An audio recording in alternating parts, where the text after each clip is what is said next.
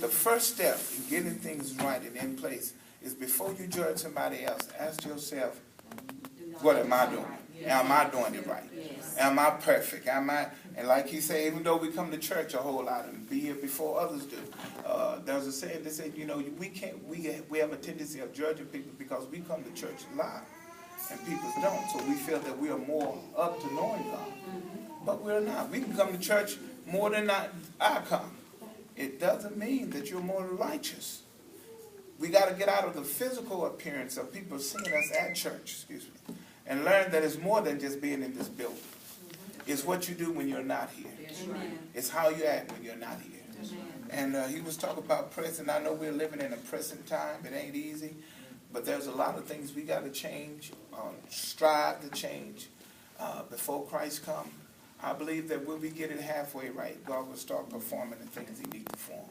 But when we stop judging one another, stop looking at one another with cross eyes, and learn how to go home and say, okay, what am I doing right?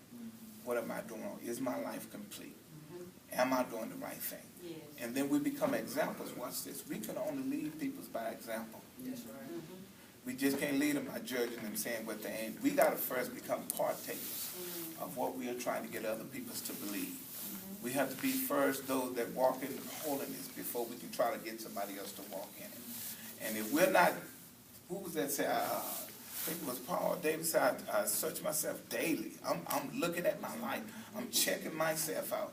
And when we start checking us more out than we check other people's out, we'll be better.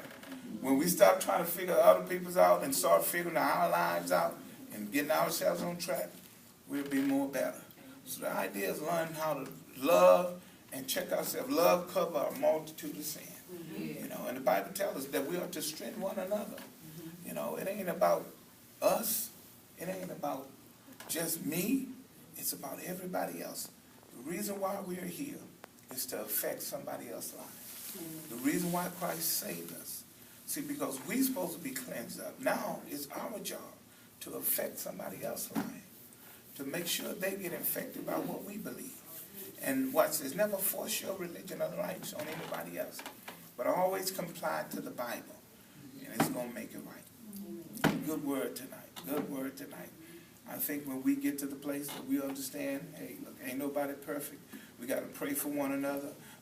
Always keep one another in prayer. Understand that we can get along better when we ain't judging one another. So we thank God for Minister Lawrence on tonight, finishing up on tonight. I enjoyed him on last night. Thank you for the word on tonight about judgment, which judging and because we got a lot of hidden stuff. And once we become exposed, watch this. The lady that had the issue of blood, even though she was in the midst of the crowd, she was hidden. She touched the hem of God. God said, who touched me?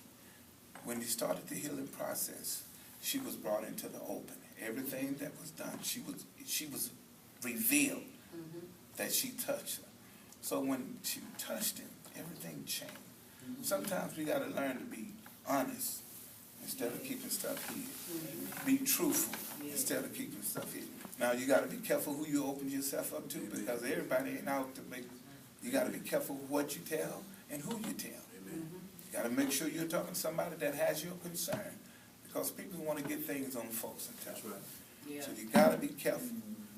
The best way to keep it right is to strive to live to the best of your ability according to the word of God. Stop judging. Don't be so quick to judge. Because once we judge somebody else, somebody's judging us already. And if you don't like people to judge you, then you got to learn how to stop judging other folks. Because you're going to reap what you sow. Reap what you sow. Thank God for the word tonight. Thank you guys for pressing out.